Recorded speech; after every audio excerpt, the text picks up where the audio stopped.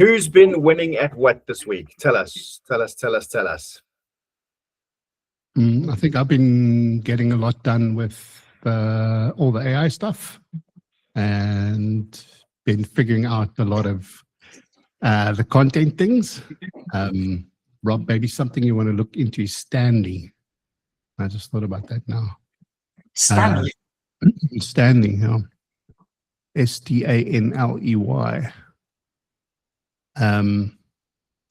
For creating and specifically LinkedIn stuff. That's really great. So what it does, it'll actually look at everything you've ever posted on LinkedIn, and it'll do all the let's say calculations for you, and it'll tell you like this has worked, this is the best, say it this way, talk about these topics. It'll like completely pull it apart and then suggest or tell you what works, like factually. And then because it's AI, you can literally go and say, build out my next 30 posts for me in like a logical order, that, and the aim of this is to get to the CTA or whatever. It'll do it for you in like a minute. And then natively, internally, you can post directly from there and schedule directly from there. Because your mind will explode. Okay, thank you. My mind might just be exploding. Image generation, everything internal. Wow. Nice, Franz. Working hard at the AI. Yeah. I think that was a win, like getting a little bit of a, like starting to figure out a couple, because look, it takes you like 20 different tool tries to get to something that you really like. But like starting to figure that out and starting to get things that like actually really fit for purpose. Beautiful. Rob's already checking it out. Yep. Don't tell me stuff like that. I'm going to go. Is that stanley.stan.store? Is that the website? Yes, sir. Cool. Very nice. Christoff, how about you? Been winning? Yeah, new students arrived, busy, sorting that out. And then also a couple of new ones still arriving next week and throughout February. So just keeping up with all these guys and making sure that there's enough planes. So now it's always good to, beginning of the year, so the new recruits fall in, that it's looking positive. So I think by April, May, we should have around about 70 of the Indian students here. So I'll be in total then roughly 90 to 100 students at Secunda. And I think we'll cap it at that for Secunda. But yeah, so now students are coming in, just keeping me busy, but otherwise, can't complain. I'm picking up my new vehicle tomorrow morning, actually. My new bucky. Nice. What are you buying? So, Legend 55. Yeah. Hey, beautiful, beautiful. Just remember to get 2 trackers in that car. They informed me now, that I need to install another tracker apparently. Yeah. I was looking at Ford and all these alternatives because of that. Because of the hijackings and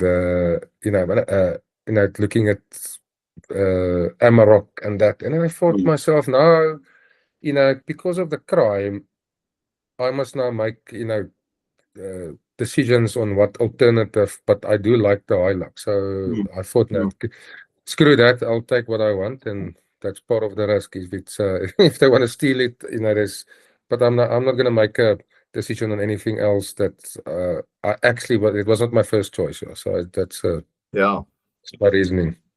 I've got the 3-litre V6 Amarok. I bought it last year, and the insurance on it is £1,000 a month less than a Hilux or a Ranger. Mm. Yeah, really. Yeah, I didn't buy it because of the insurance. That wasn't the reason why I bought it. But But like I knew what I was paying beforehand, and then you go to insure this, and outsurance is great news, £1,000 a month less on your premium for the Amarok, and I'm like, what? And it's just nuts. I was actually looking, that would have been my other option, the Amarok, because I thought there's a couple of guys here with the new Ford, and they're not that happy. I can't say, some of them are complaining. So I thought, mate, if they're already, complaining, then maybe the Ford is out. I looked, they all new. All the new Buckies are beautiful. They look nice. Yeah. Good job. Congratulations on the 55. That's awesome. Yeah, that's a beautiful machine. Well done. Yeah, thanks, mate.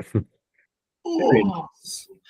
My win is that I've broken the seal on 2026. I've got an influx of new clients this week, in fact, last week. And it's actually looking up to be a great 2026 for me. So the beginning of the month was putting in frameworks, writing newsletters, and putting in all of that groundwork. And then eventually last week, it was actually head to the grindstone and break the seal and sign up a whole bunch of new clients. So hopefully it is the 27th, and there's the last it is the driest salty crack of the month so far, but let's hope that February picks up nicely for all of us. Well, for me, definitely. Okay, lovely. Very nice. David, can I share what I've been winning at? Oh, of course you can. So my 3 wins is Prreneur launches in Dallas, Texas on the 12th of February, and we've already got 12 people signed up for the launch day, which is very, very cool. Nice. And that's win number 1. Win number 2 was my best South African client doubled her monthly retainer with me yesterday, which is sure. I've helped her in 18 months take her business from 60 million a year to 460 million a year. So I think I deserve some extra cash. It should have 5x. Yeah, that's it. Well, and the knock on of that is she also signed a standing monthly retainer to my marketing company at 90k a month. So that happened yesterday. That's the 3rd win as well, which is the biggest marketing retainer we've had. So I thought those were 3 really, really cool wins, especially as it's January and it's a bit of an awkward month. To finish January like that is a really, really cool way to finish. Absolutely epic, Rob. Very nice. So somehow. Yeah. Now you've got money to go and make more videos and employ more AI tools and more people. This is exactly what I'm doing. Is now I'm as opposed to spending the money, I'm just leveling up the marketing part, and bigger, better, higher quality Hollywood style videos is the next stage. Fantastic. Just like.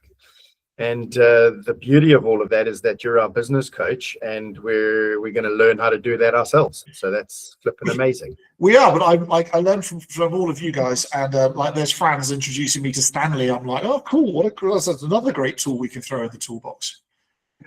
Absolutely, share and share alike. Very nice. Just so you guys know, there's events that are busy being put on the calendar. We've got some rough dates in already, but last week we looked at some ideas from the crowd. Eugene shared with us a beautiful idea of a shooting day and having a collector's item weapons display. So it really combines quite a nice thing about the fun activity of maybe hunting or shooting, and then we actually look at weapons and guns as an investment tool. So that was a very cool day. So we were looking at lining that up for us later this year. And then the other idea that we had was a safari fly in or fly away. There's actually a group of guys going to the Kariba at the end of September. and there's about a 10-day tour that's busy being put together.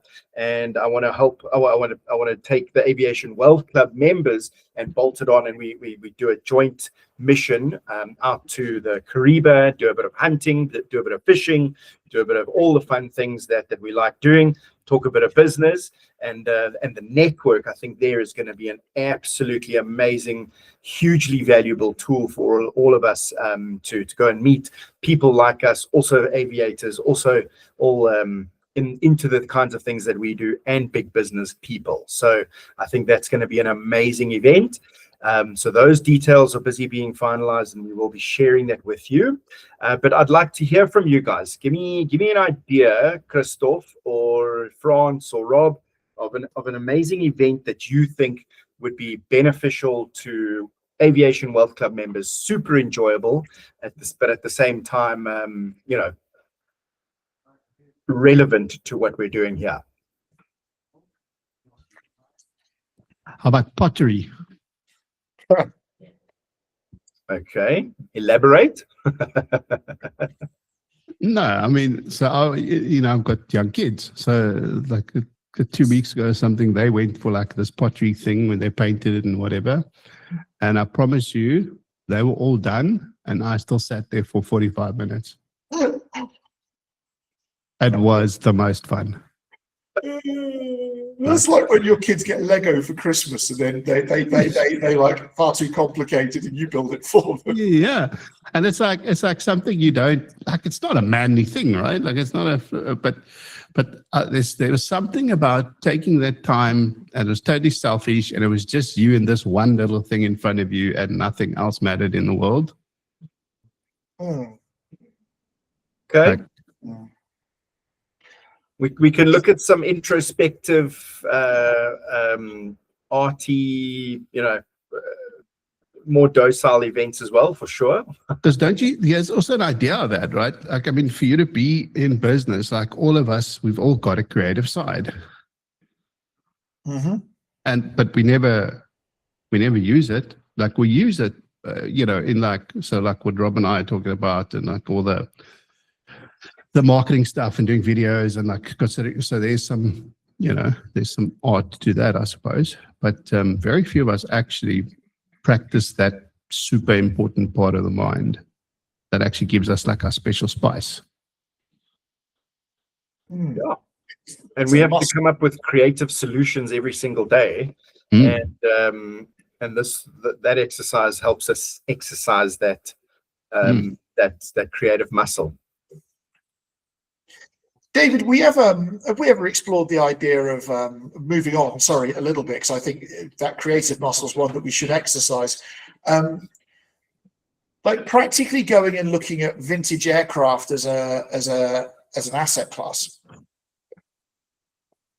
Like I don't know enough about it, but I know that the few Spitfires that are still flying in the UK are insured for millions and millions and millions and millions of pounds, just as an example. And I think we're here to try and manage money and make money and whatever else. And I know that the aircraft, if it's flown actively, might not hold its value as long, but if it's actually bought as an asset class, it could be. It's like buying a vintage car, for instance. Yeah, there definitely is that element, and collectability and all of that plays into it. So yeah, we could definitely explore something like that. I'm gonna write interesting, that down. Rob. The people I know, because I know people really well who own, like, I'm not going to say the one machine's name because then it's obvious because there's only one in the country. But the people I know that's got like Mustangs and those type of machines in South Africa, they actually don't insure it because the value is much too high. I know it's like counterproductive, but it's like when they bought it for, I don't know, $200,000, and now it's worth $20 million. So it's like insuring that thing actually doesn't make sense to them because they're going to spend a year on insuring it for what they paid for it. That's true. It just occurred to me that you can kill, if we're clever with this, we can kill two, like aircraft, you can kill two birds with one stone. You can preserve the history of aviation and have an asset class at the same time. Mm. And I thought that was a really, and if we love flying, then why not have your money in it as well? And for the foreseeable future, I wouldn't guess that historically valuable aircraft will decrease in value or be irrelevant. So it was just an interesting thought. And I don't know what there is in South Africa, and there's many models like buy it and restore it and then increase the value, or buy it already restored as an appreciating asset. There's many models out there. Like David, who was the guy at the tail draggers that had the plane from just outside Alberton and owned the dog grooming parlors? Sylvester. That, I can't remember the plane he was flying that day, but that was like a World War II type in immaculate condition. I can't believe that that's a money sink that isn't worth anything. Yeah, the Bosbok, for sure. For sure. Yeah, there's plenty of that, eh? Even Carl Jensen's Cessna 170. I mean, that thing's beautifully maintained. He uses it all the time, but I'm sure that that thing actually appreciates in value. There's the whole classic collection out at Springs with all the tiger moths and the chipmunks, and I think he's got a Harvard or two there as well. That's Steve Brown's facility out there. It's very beautiful. I'm sure all of those also, a lot of maintenance, a lot of work goes into just looking after them and keeping them like airworthy or in a respectable looking way. And but yeah, 100%. And then the other one is John Sayers. John Sayers has got a collection out at Heart of Beersport, which is, it's crux for nix. He's got some seriously amazing tin out there. So yeah, beautiful. And we could definitely look into it. I love it. Yeah, I've been there to John Sayers farm, yeah. So it's very nice. They've got that fly-in event. I think it's going to be happening this March or April. Okay.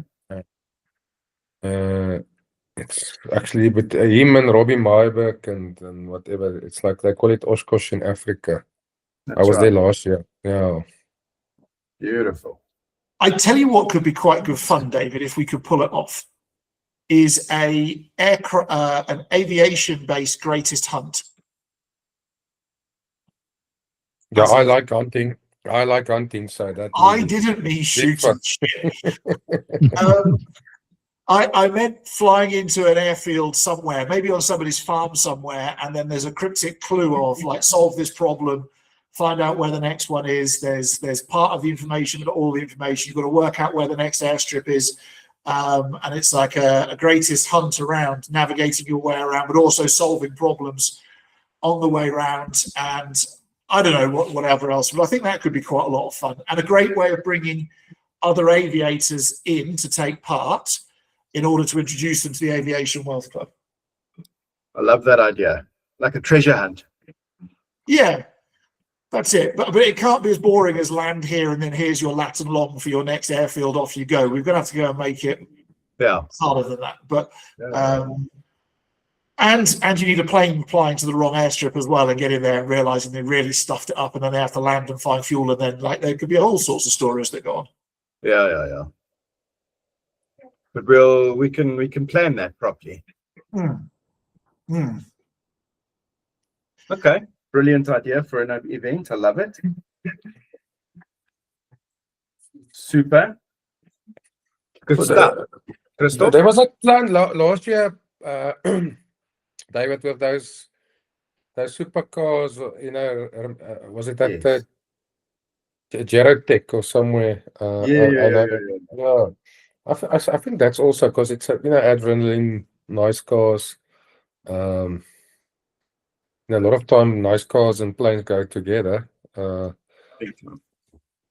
a bit of racing around the track, something like that. The adrenaline. I don't know how difficult that is, or like a advanced driving, whatever. Yeah. I've never done any of those, but I can just think and imagine they're fun. Yeah.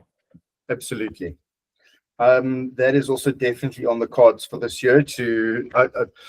I got to a point where it just the costs of that thing just started spiraling out of control. Is that But there is a way to do it. I just need to figure it out. So we'll see. Yeah, I mean, people are doing it, so there must be a way.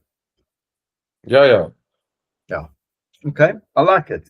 So keep the ideas coming. If you have any more, let me know. But yeah, this is the calendar. It will be out early in the first week of Feb. So that's actually next week. So we'll have some more fun with that. Okay.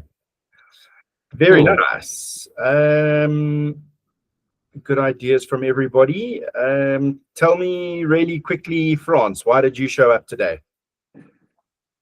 Just to brag about my AI stuff. Nice. I love it. Just remember, renewals are all coming up this year. We've got a couple of renewals happening in March, a couple in April, and I think 1 or 2 during the year, but let's see. And then so all of that we'll be looking at Aviation Wealth Club 2.0 this year.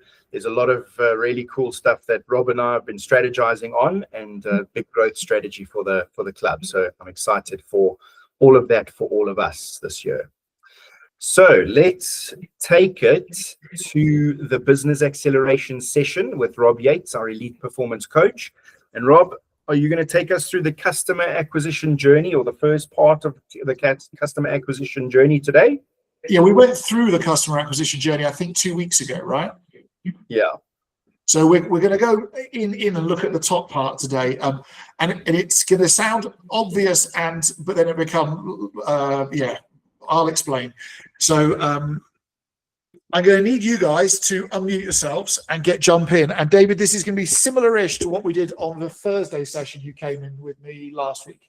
Yeah.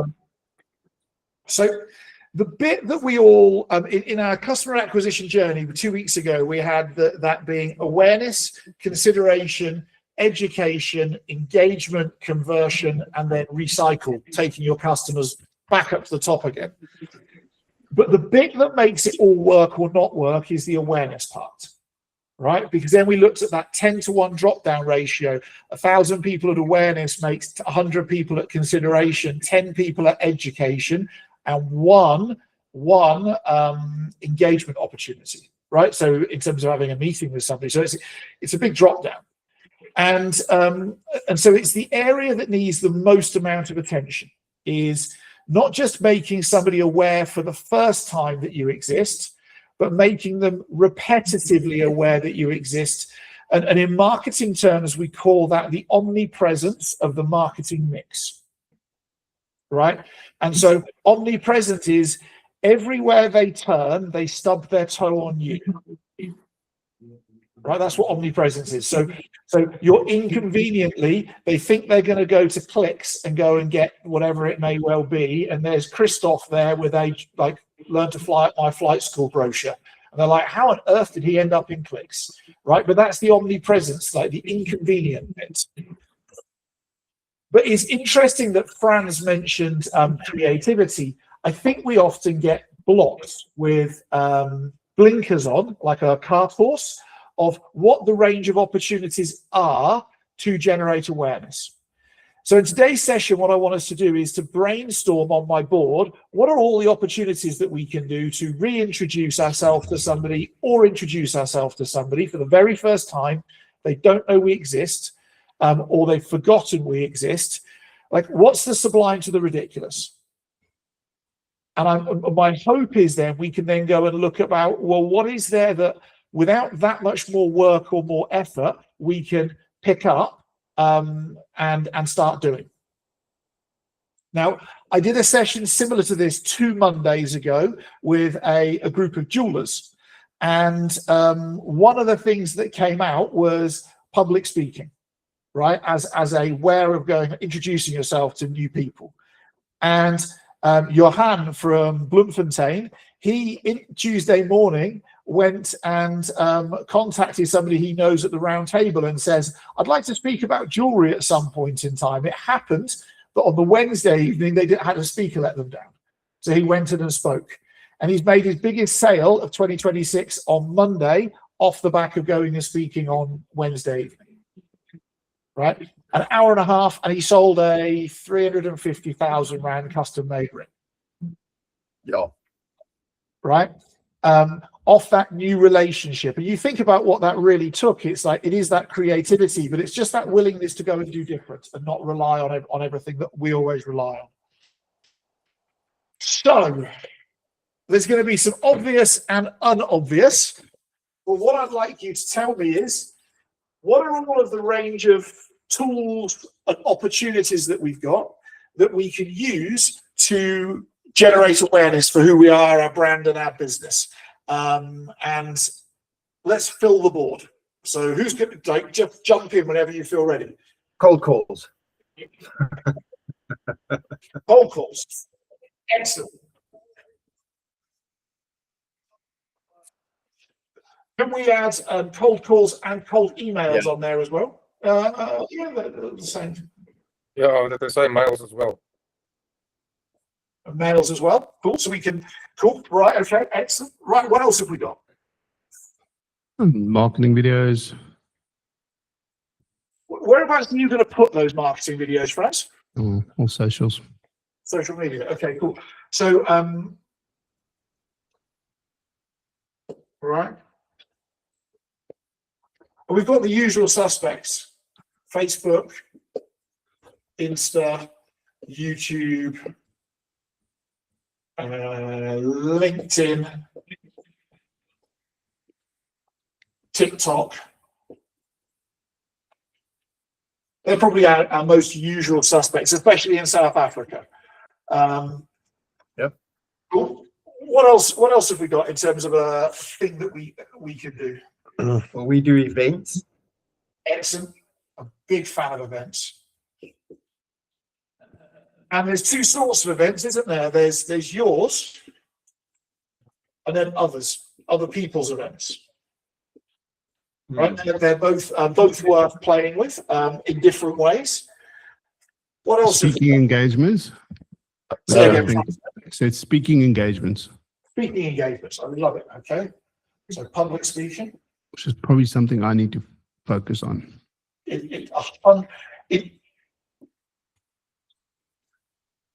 Out of this whole list that we're going to come up with, public speaking has the highest ROI by a very, very, very long way. You're regarded as an authority. You get to show not just what you do, but who you are, the humor behind you, as opposed to just the I do this, right? The humor and the human. And as long as you can capture people's contact details somehow, you can record this and then get tech to strip it apart into 60-second chunks and put it on social media.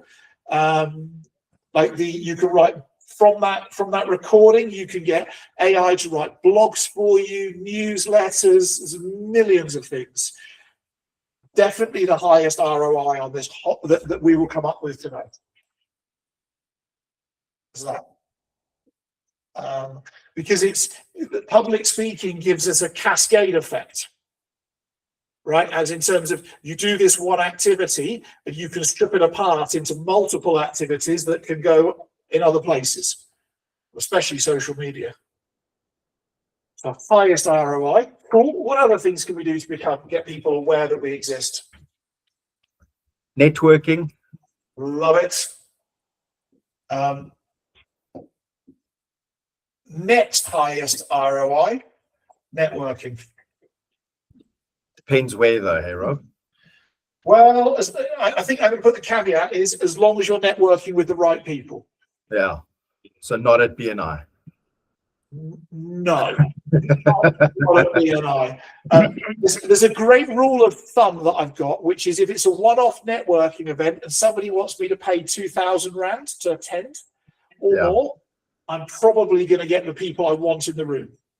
Yeah. But if it's free or less than 2,000 Rand, I'm highly unlikely to get the right people in the room. That's right. So I really hunt for the places I have to pay to attend. Cool. So that's the next highest ROI. What else can we do to get people aware of our business? Is that include so joining a community like the Aviation Wealth Club? Yeah. Well, it's just to put community on there in general, because there's many communities, but yes, it's a community building or membership. So the remember that the community would need to be formal for it to be really beneficial. So you can build a relationship up, but community building or membership is definitely part of it. And what about branding, vehicle branding, billboards? Yep. So I'm going to put visual display, because that can be anything from staff uniforms to billboards to letterheads to company car branding to car branding, whatever else. There's very hard to measure a return on investment from this. Yeah. In terms of the marketing mix of general awareness, if David's car is branded Aviation Wealth Club, somebody's not likely to go and buy from the Aviation Wealth Club off his car. But if they keep seeing the car at different airports, and then they bump into an invitation online, and then they see him speak and then do an event and whatever else, is part of that omnipresence of like repetitively reintroducing yourself to people. Yeah. Cool. What other mechanisms have we got? Just on visible display, one of the highest ROIs I've got is a laptop sticker. Ooh. So if I've got it's basically a big business card, which is basically a mini billboard on my laptop. So anytime I go and sit at an airport or a lounge where there's lots of aviators, I put up my laptop, and it definitely attracts eyes and conversation. Excellent. So right, what else have we got where we could go and get more people aware of what we're doing?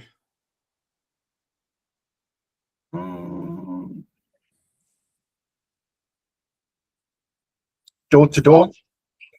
Door to door, love it. I actually had a guy yesterday. I thought it was completely dead, but yesterday a guy stopped in front of the house, made a mood of a noise, walked down, and it was a guy selling fake Persian rugs out of his boot. I thought that was dead, man. And it's not. And the guy was great. He was actually I was like, fuck, this guy's going to sell a lot of carpets. Door to door is huge in the US. I've listened to a lot of Alex Hormozy's podcasts, and they're selling garbage collection contracts and all sorts of cleaning services and blah blah, all of that. They do a shit ton of door to door there. I saw something the other day for sealing of putting a new tar layer seal on your driveway, sealing the driveway surface. And they just take a crew to the area, say we're here for 2 days, and people go knock knock knock knock knock. We can come in 3 hours. We can come tomorrow. We can come whenever. In the next 3 days. Yeah, door to door is huge. But David, you used to do door to door, or maybe still do at airports. Yeah. So relevant door to door at airports. Yeah, focused. But something that we should focus on is partnerships.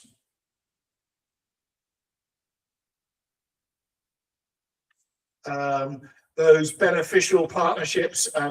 If you could get a brand. So, for instance, maybe, I don't know if David and Franz, but you do a lot of business with Liberty. Could Pilot and Shield be on the Liberty website, for instance, as an approved partner or something? Question mark. Is there? But what are the brands and things and people we can partner with, where we can scratch their back and they can scratch ours? Very, very, very, very, very, especially when done well. Very, very powerful. What else? I'm sure there's more than this. Oh, Google, SEO, and I'm going to put on the back of that writing blogs. So you actually get found. And then I'm going to put here podcast, Yeah. and that's both yours and as a guest on a podcast, radio and TV,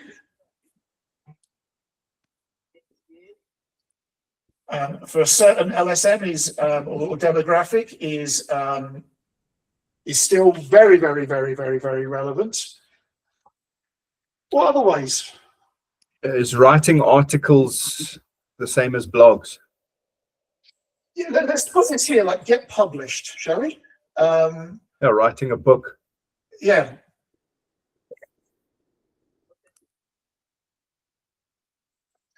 There's a pattern, a book, and then articles. If you look at the pattern around the world that's been worked very well, actually since King Solomon's days, 2,000, 3,000 years ago, is write a book that was worth reading, go on a public speaking and podcast tour, getting interviewed about your book, record the podcast interviews yourself and the public speaking yourself, and that becomes all of your social media content, right? It builds your network. You can build a community based upon your book. There's actually it's a lot of work to do, but it becomes a visible display as well. I've actually seen somebody who's a public speaker who's written a book, and his introduction for who he is as a public speaker is on the back of his book, like the thing you read. This is David LaRue, or this is Franz, or this is Christoff, blah, blah, blah, blah, blah.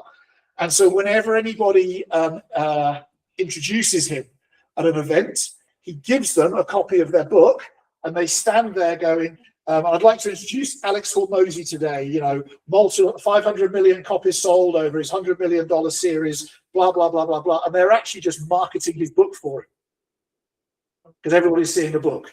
So there's very, very clever things we can do with books. All right.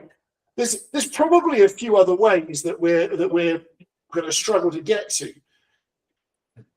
What I'd like you to do is just ask yourself at the moment is, what is my business doing to get in front of other people currently?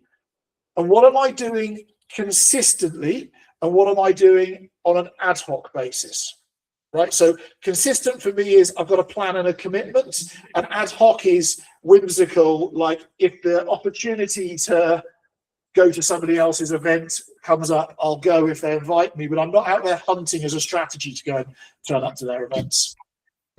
I just like you to go and identify yourself what it is that you're doing currently, either consistently or ad hoc.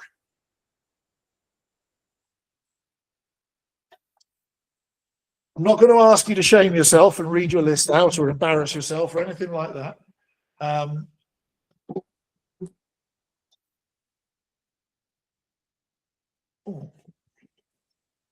course, you can generate with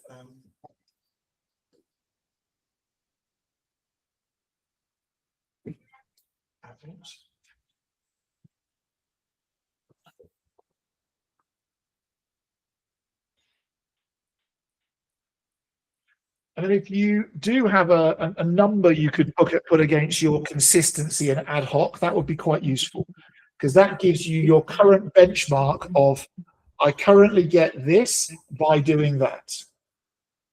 Right? There's an input and an output correlation you can have for yourself. I'm so sorry, Rob, I got a bit distracted there. What was the question?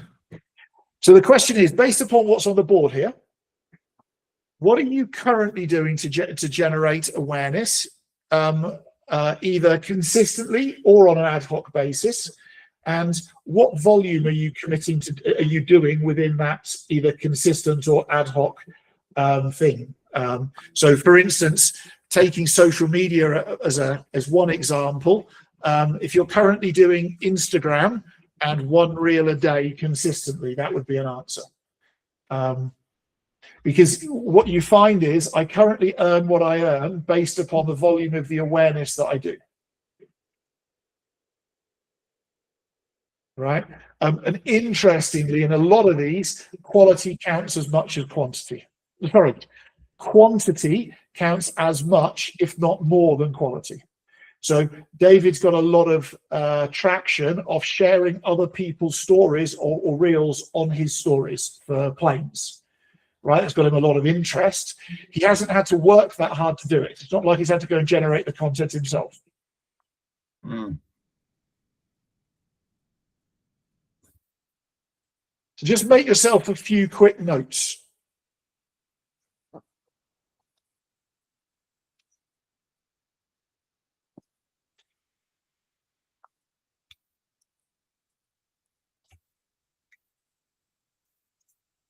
The podcast thing specifically for us is interesting because there's only probably like 2 or 3 podcasters like in our market, and 2 probably, and I'd say we are regulars with them.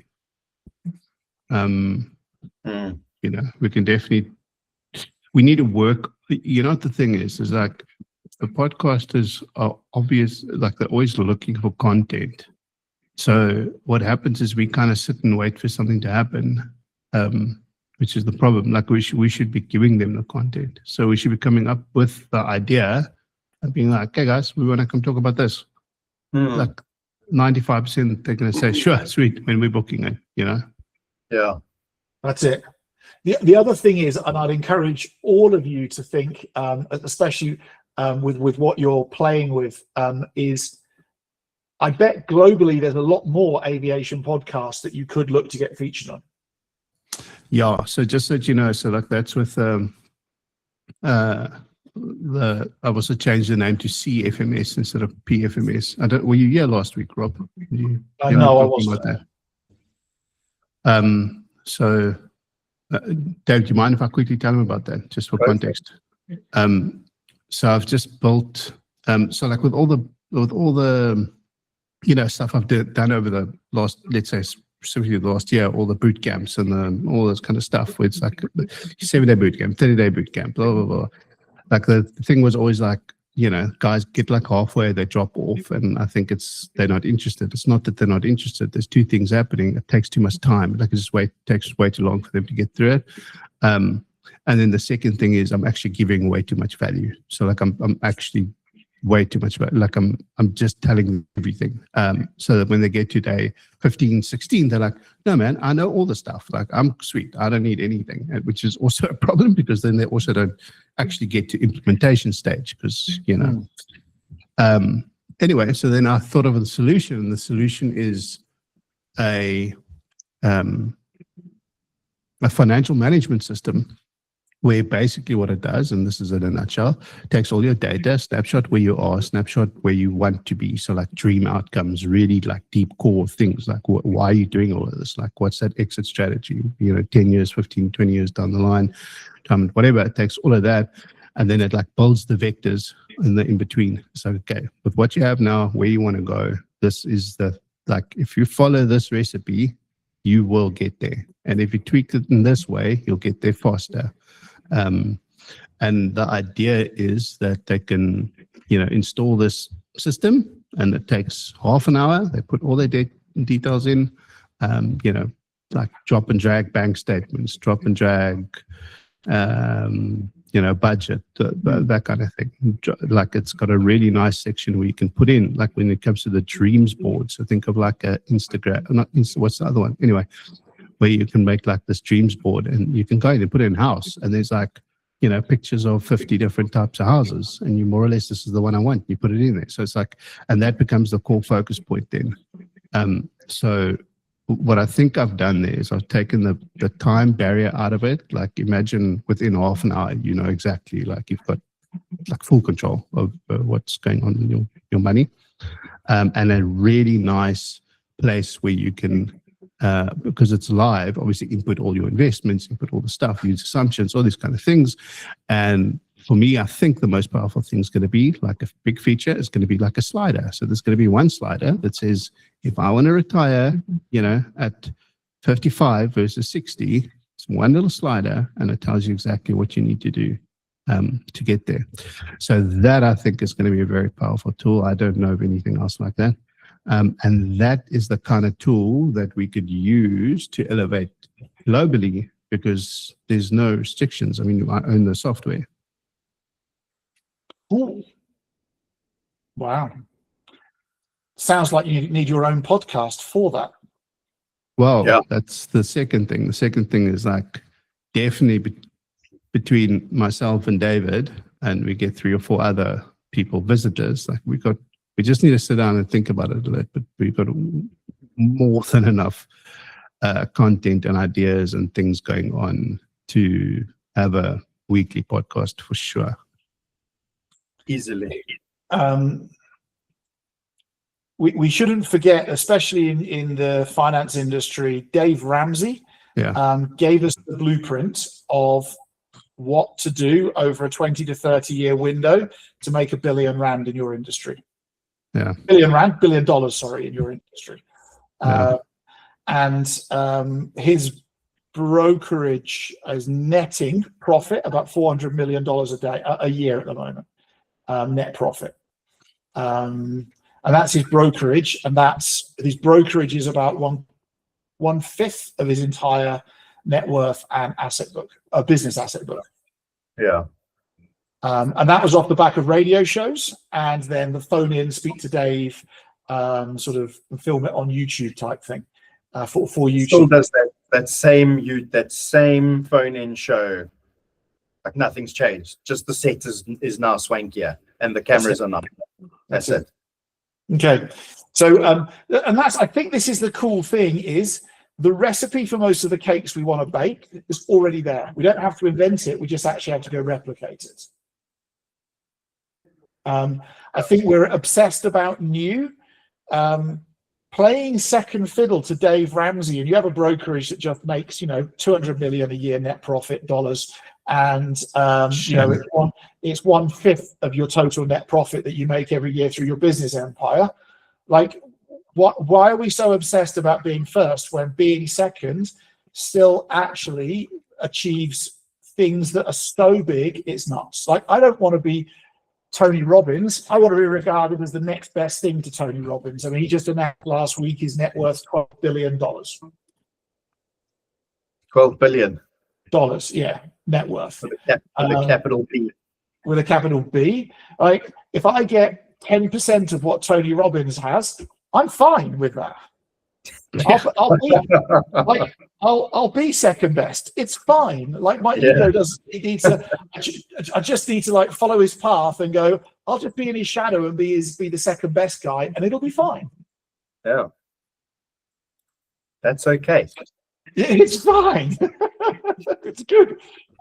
So the question I want to ask, as you've looked at this and we've wandered around all over the place, is what's your low-hanging fruit on here that you can just go and pick up and add into your awareness plan for your business?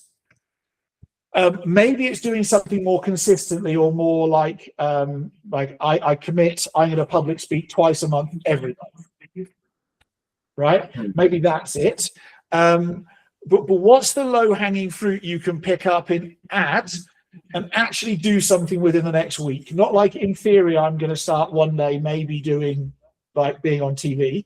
Like, if we can't do it in the next 7 days, we shouldn't say it. And my example would be Johan from Bloemfontein, public speaking, made a few phone calls, by accident got himself speaking on Wednesday night, made a huge sale, right? Let's do it.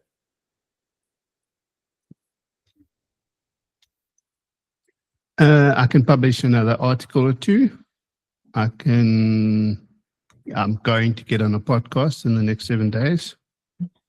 And next 7 days, do more like cold emails. I can do like 200 a day, and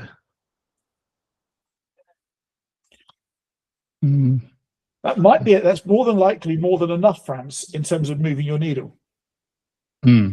Like, pick it up, make it sustainable, take it from this week I do it to the week after it becomes part of like consistent business behavior. Yeah, I think the problem is I look at it and I want to do all of it like quickly, you know.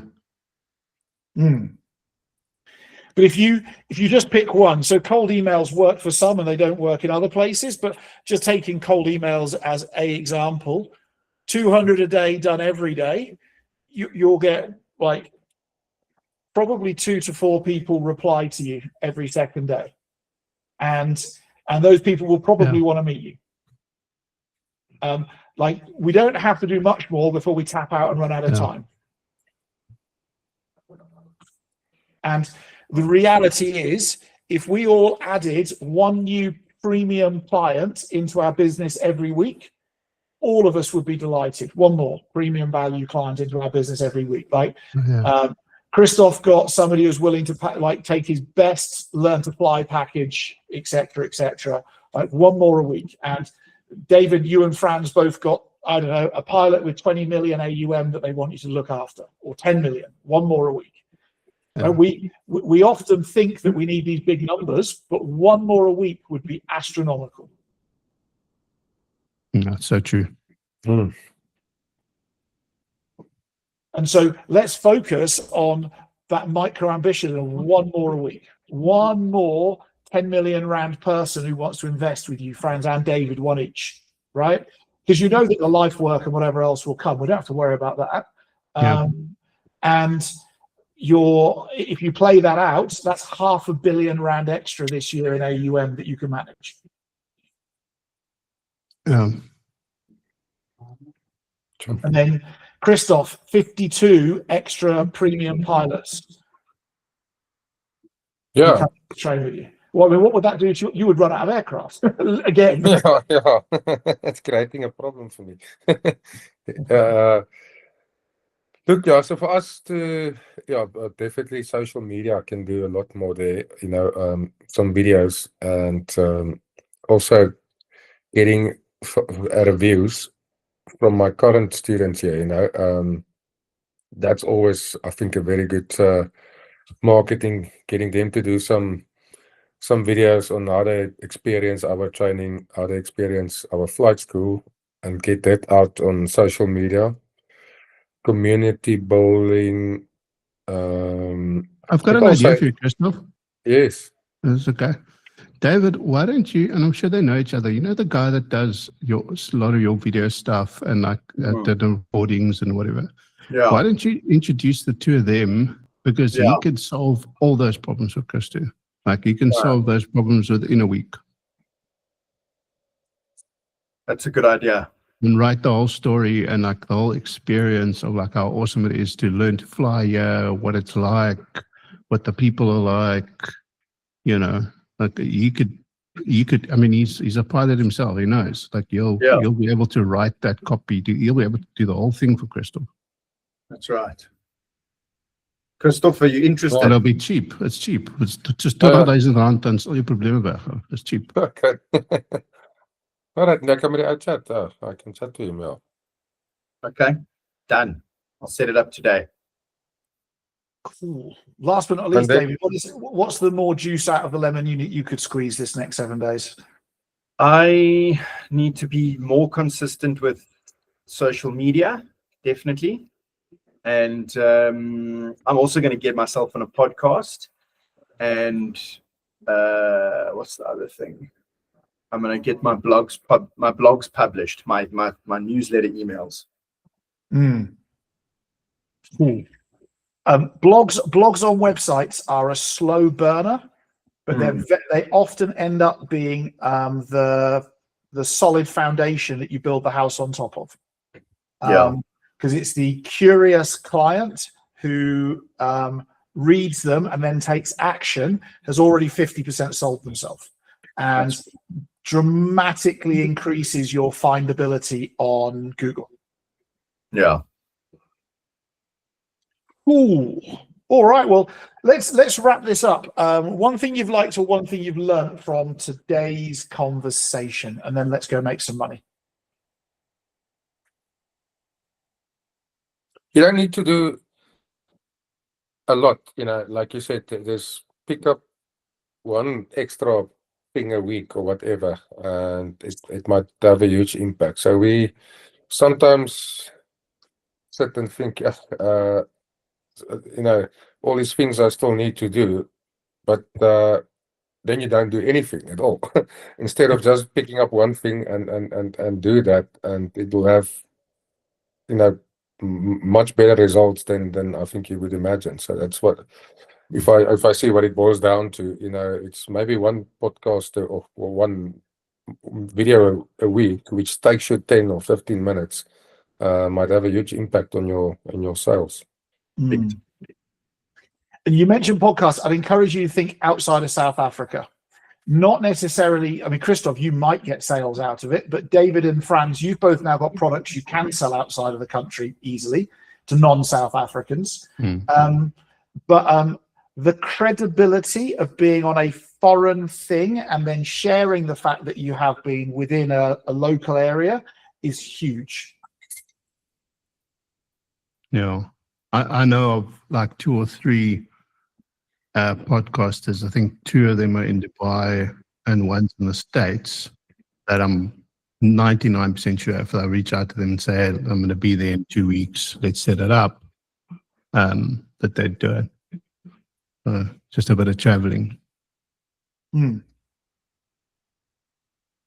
But then even the traveling becomes a waterfall, right? Because the social media you get from getting on the plane and talking about how you're going to go and do business in Dubai and how this that happened, blah blah blah blah blah. Like the whole thing becomes an awareness generating machine.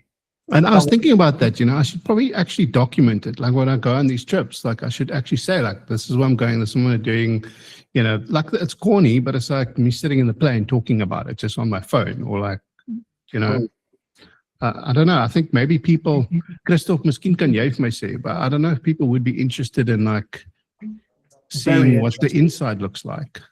I know a guy that, from Secunda, very, very successful business. He's my age, but he lives in Dubai now. But he used to post everything he does. He's going to LA and going there, but he created such awareness. So he's actually selling his name, but he's running he started a company, in Secunda with Cecil, but eventually sold that, and he's running a events business throughout the Middle East, where he's the CEO. Yeah, they're doing the Formula One, the golf, whatever those, right through the Middle East. But we all used to think, this guy likes himself, Nobody wants to see all his travels, but I think he got, it did well for his name and his reputation and his internet. And I see him, he posted drinking cocktails with Schwarzenegger and all these guys, and he just worked himself in with all the influential people. But he's well known now, actually. So yeah, that's a good thing, Franz. I don't think initially a few guys might think, what's wrong with you, but eventually they start getting used to that, and they start following you.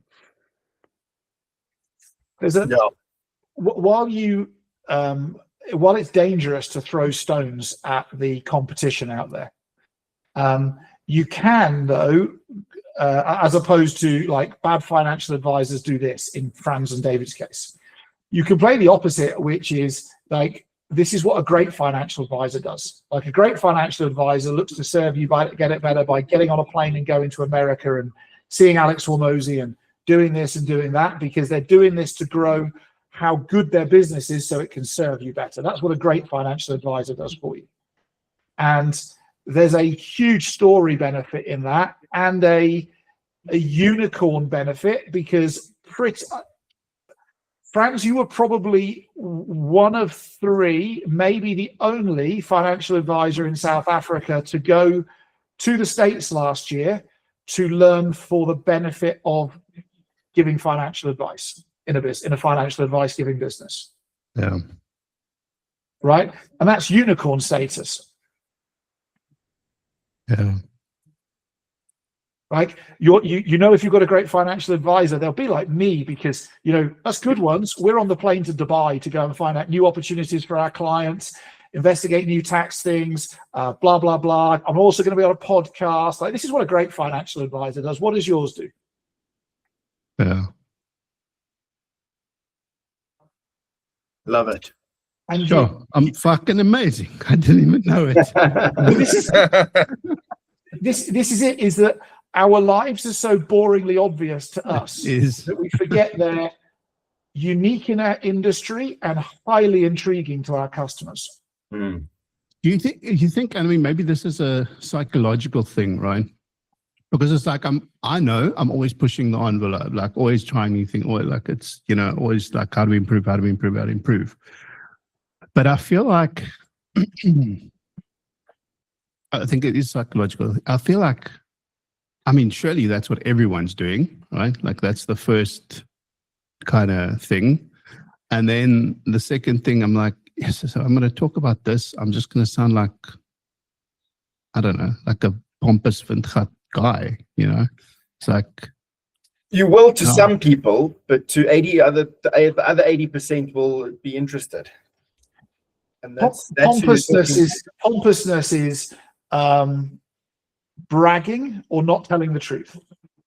Like, but the truth is, this is what you're doing. Like, just tell the truth. Mm. And back to we both know, because we've all been to industry conferences or seminars, right? As you look around the room, 99.9% of people are doing the same as everybody else in that room and doing it boringly average at best. Yeah. And even if you're not crushing it by your own definition of crushing it, but you know that you're trying, sharing the fact that you're trying to bring new stuff and trying to innovate and do new stuff for the benefit of a customer base, that is gold dust in an industry that, in most industries, in fact, all industries, where the level of innovation is, it's talk, but there's no action and there's no real innovation. I remember like the work I did in Liberty 15 years ago, and who was the head? Johan Minnie was busy proclaiming the next best thing. And then there was another guy there called Grant Roberts, who was one of the department directors. And he's like, you're claiming this as great, but when I started here in 1982, we did that for the first 10 years and it worked for a while. He's just not innovating. He's carting out the old nonsense that we've done for years. It's not really innovative. And that's what most industries do, is they just circle round in circles without moving forwards. And your big financial institutions are 100% the largest culprits of that. Yeah. It brings, and if you think about what a customer's looking for, a customer is always looking for a legitimately new opportunity that's better than the previous one that's been there. That's what they're always looking for, especially the good customers. Anyway. Love it, Rob. My right. Christoph's given his likes or learn. David, what have you liked or learned? What have I liked? Just the simplicity of it. Like Christoff said, it's not rocket science. Just grind it and do it innovatively, and you don't have to do all of it at once. Just do something. That's what I liked. That's what I've learned. Again. Franz, wrap up with you.